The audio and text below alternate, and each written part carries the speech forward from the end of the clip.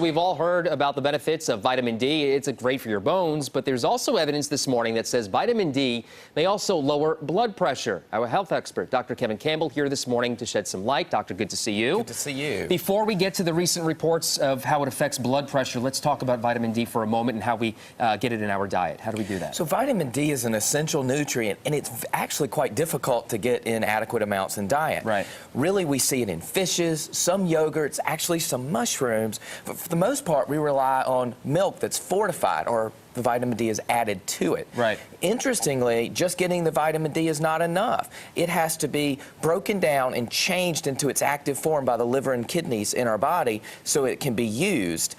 We also get vitamin D by exposure to sunlight. The darker skinned you are, the less vitamin D you have because the melanin or pigment blocks the absorption of vitamin D. And of course, you have to be careful with how much sun you get. Exactly. That's the catch-22, like we've been talking about sunscreen. Sure. All right, so let's get back to this recent report. How does it affect blood pressure?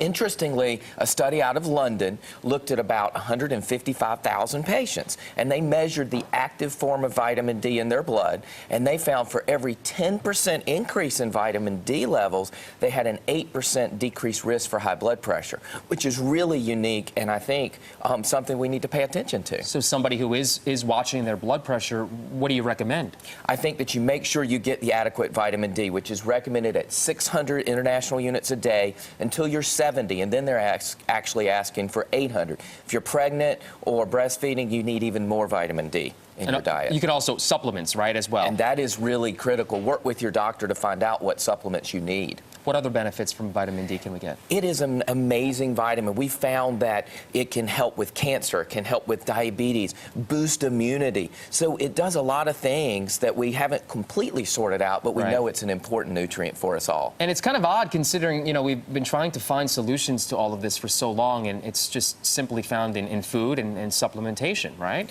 It is, and I think that's one of the important lessons here is we need to eat right, exercise, and do the things that we can to make sure our body has the nutrients it needs. Well said. Dr. Campbell, always good to see you. Good to see you, sir. Thank you. And if you have a question for Dr. Campbell, really easy. Just log on to our website, WNCN.com, search links we mentioned. From there, you can find Dr. Campbell's website, or you can also like his Facebook page and also hit him up on Twitter.